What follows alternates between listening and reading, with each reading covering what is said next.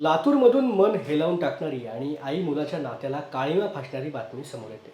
लातूरमध्ये दारूच्या आहारी गेलेल्या मुलाने पैशांसाठी डोक्यात लोखंडी पहार घालून आपल्या आईचीच हत्या केली. ही घटना लातूरच्या किनगाव साताळा येथे घडलेली आहे. ज्या पहारीने आई चटणी वाटून खाऊ घालायची, त्याच पहारीने व्यसनी मुलाने आईचं आयुष्य संपवलं.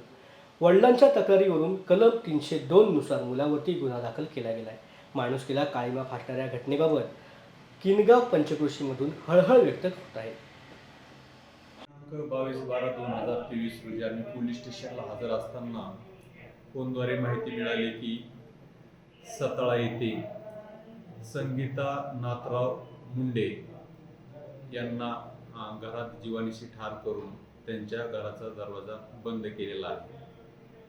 त्यावरून आम्ही घटनास्थळाला भेट दिली असता त्या ठिकाणी त्यांचा मुलगा ज्ञानेश्वर मुंडे हा सकाळी पळून गेल्याचे काही लोकांनी सांगितले. तसेच संगीता मुंडे यांचा पती त्र्यंबक मुंडे हा सकाळी 8 वाजताच देवदर्शनासाठी परळी येथे गेला असल्याची माहिती मिळाली.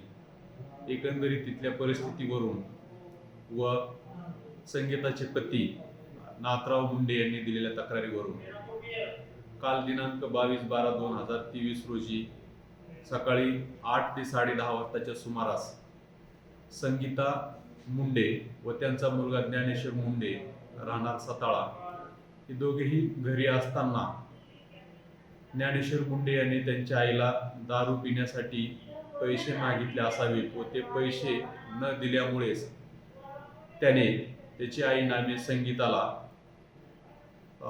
लोखंडी गुस्सा जो की कुटण्यासाठी म्हणजे चटणी वगैरे कुटण्यासाठी वापरला जातो तो डोक्यात घालून गंभीररित्या जखमी करून जीवानीशी ठार केले असे त्यांचे पती त्र्यंबक मुंडे यांनी दिलेल्या तक्रारीवरून काल पोलीस स्टेशन येथे भादवी कलम 302 अन्वये गुन्हा नोंद झाला असून सदर गुन्ह्याचा तपास आम्ही करत आहोत.